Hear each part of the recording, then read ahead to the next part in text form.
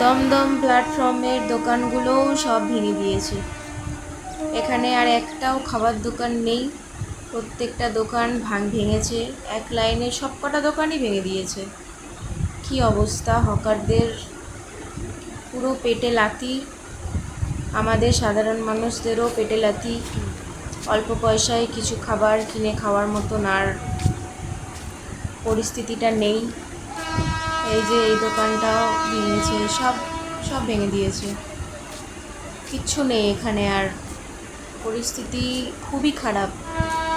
এত গরিবগান মানুষগুলো কি করে খায়, দিন আনা দিন খাওয়া মানুষগুলো। একটু সরকারকে ভাবা দরকার, গরিব মানুষের দিকেও একটু ব্যবস্থা করে তারপরে এই উচ্ছেদগুলো করা দরকার ছিল। যাই হোক, দেখে খুবই খারাপ লাগলো।